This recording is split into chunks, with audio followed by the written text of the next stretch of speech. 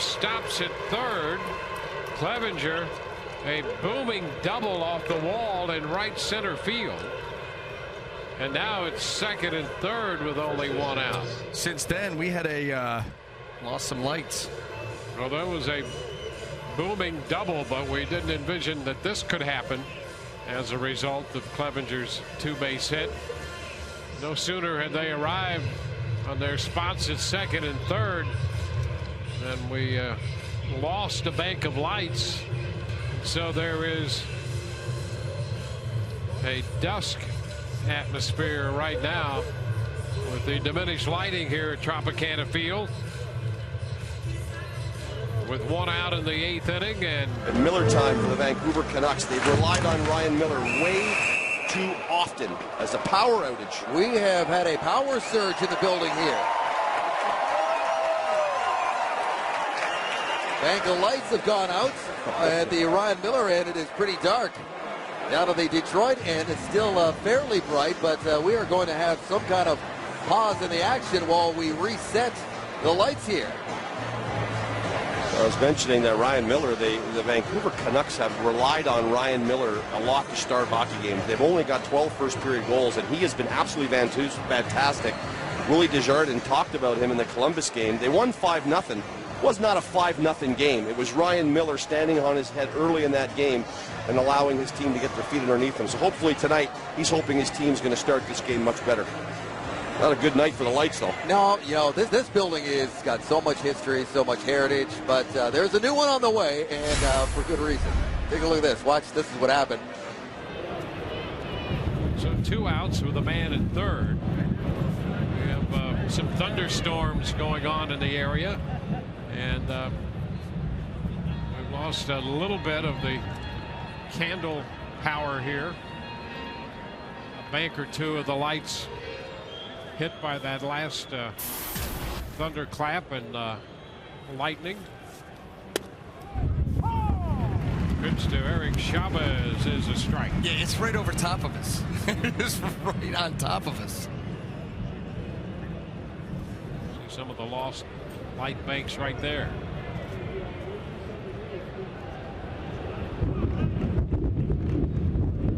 Back at Tropicana Field, we are a little under 10 minutes into this delay. The power delay related to the storm in the area. We had a little flicker in the first inning.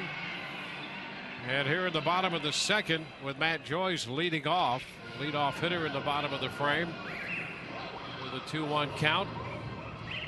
We've lost partial power, and the lights will take a few moments to recycle and then fully illuminate. And so right now we're waiting for the lights to cool down and then to come back up. Normally that process, once you see the little blue light in the beginning of the process, that means you've got about 15 more minutes till they get to full power. So we're at least at a 15-minute delay.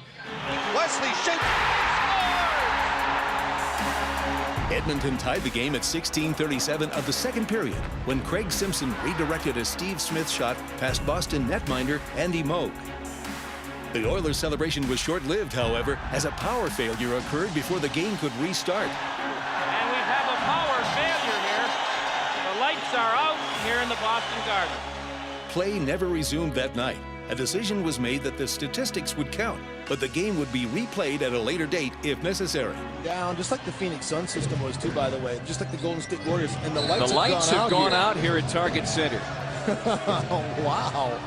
Something we have never seen before. Jason Richardson's been shooting lights out in the second half here. It's affected the circuitry here at Target Center. So in the opening seconds of the fourth quarter, we have a timeout. You know, the lights haven't gone out. It's just that the little... They were dimmed, and now slowly but surely they'll be brought up again. I told you not to touch that switch, Jim. Yeah, well, the red button says do not touch. I can't keep my hands off the red switch.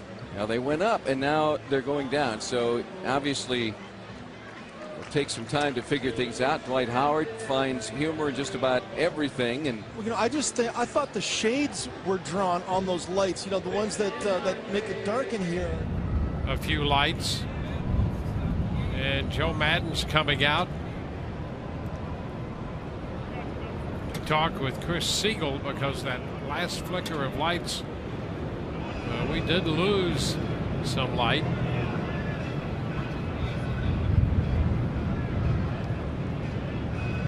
John Gibbons will come out. We're going to have a meeting at the plate here.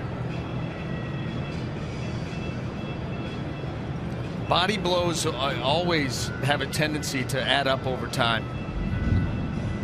Down on one knee right now.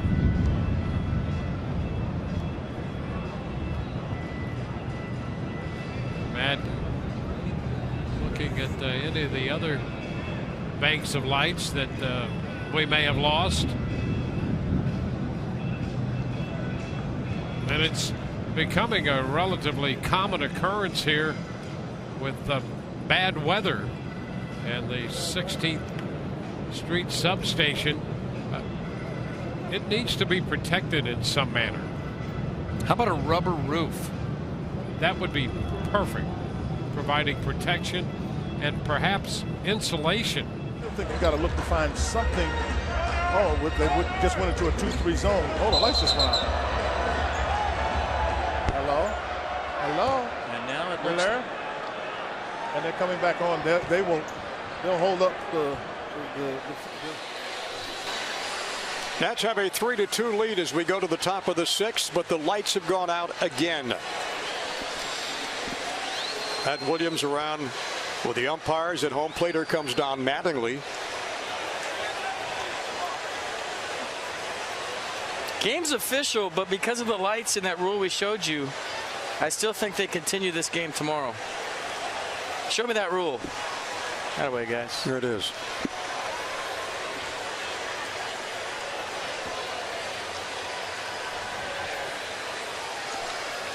All right, so this will be continued here tomorrow. They said if it goes out one more time, that's it. So we've seen this one before tonight. They tried to fix it, but obviously it's just not holding.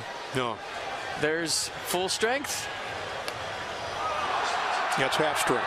It's half strength, and that's going to do it. And you can see the frustration of the players. Candlestick Park in San Francisco's Bay Area, home to the 49ers, has long suffered the quirks of its particular geography.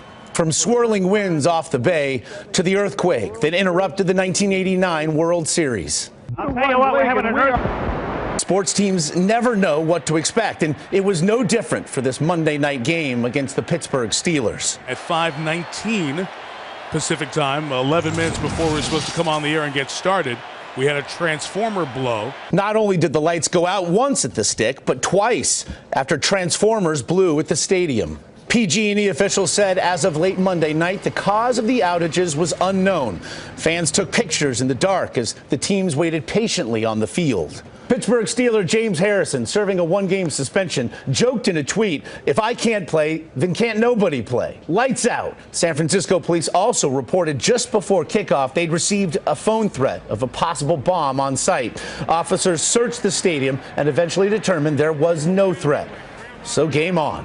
At least until the lights went out for a second time during the second quarter. The lights have gone out again here at Candlestick. Otherwise, for this big homestand, Dodgers and Cardinals, and the lights are going out, and they've all gone out.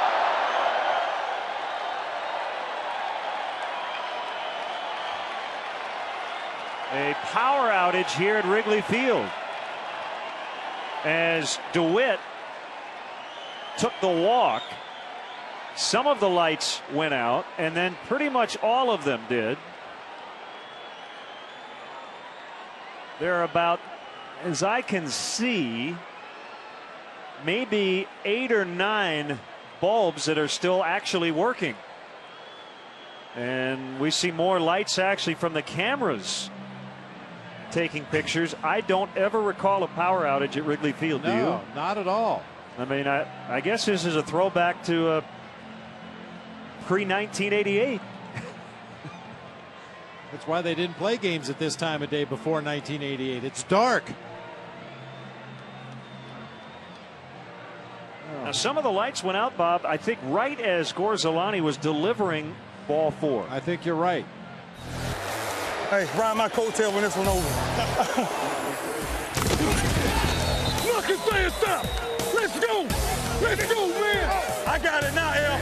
I got it, L. Kaepernick pumps once under pressure, and he's sacked back at the 40-yard line. Arthur Jones. Why's the clock stop?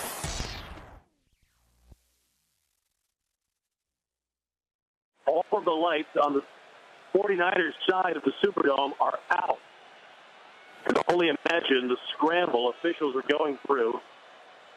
And this has lapsed into the surreal. They're working on it now. They should have it up in 15 minutes. So if you want to let the benches know, that's the latest. Right? And where's that coming from? Yes, sir.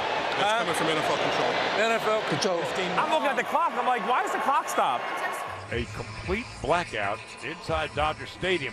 The auxiliary generators have the scoreboard illuminated and the ribbon boards illuminated, but that is it. Inside, looking at the concourses, no lights that we can tell. That's why you see them in the dugout anticipating to start this game and get ready to go. These guys start getting loose. And again, like I said, find a way to get that hit, get that run home. Right. So we're going to have a power delay until the lights come back here. And if they can come back, you can't blame either manager for not wanting to continue under this set of circumstances. Well, I think Joe Madden wanted to continue. Girardi said no. Yeah, he doesn't want Cano to hit in this situation, and guess what? He'd also like to ice the Rays pitcher, Alex Cobb. So he went out there, was very matter of fact, want no part of this, see you later, bring my guys in. Well, Bob and Jack, we just got a report from over the PA from the Rays people here that Tropicana Field evidently was hit by a bolt of lightning, and that knocked out the banks of lights that you could see right now. They're Welcome back to the Yard, the Naval Academy in Annapolis, and the lights have gone out. You may have noticed that just as we went to a commercial break and the teams changed ends, a whole grid of lights on both sides went out, and we've seen nothing of them coming back on. There's Colin Campbell. He's in charge of trying to figure out what's going on here, and Gary Bettman's on the phone wondering what has happened and how can we get this fixed, because everything had gone perfectly until just now. Yeah, you think of all the challenges that they had yesterday and the day before with the high winds and the bad rain, and to come through that and just the 10-minute mark, the whistle goes, the change sides, and bang, just like that. And no sign of them coming back on yet. Jim, takes me back to 1988, the Stanley Cup Finals in Boston Garden. Lights went out there, and lots of puzzled looks by players and coaches alike. And if you're the Capitals, a 5-2 lead, you got 10 to go. You're just trying to get this thing to the finish line. They managed it perfectly. They've given up 3 shots in 10 minutes, keeping the Leafs to the outside.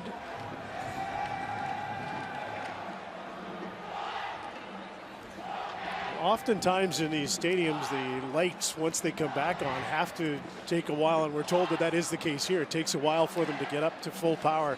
So we might be 5 or 10 minutes at least if the lights come back on here before they're at full power. Yeah, you take it for granted in all the new NHL buildings. They're just instantaneous when they off and on, and it's a beautiful picturesque night. You got a full moon in the background, but this is a real difficult thing to handle for these two teams. 1,000 lights enough to get these guys back playing again?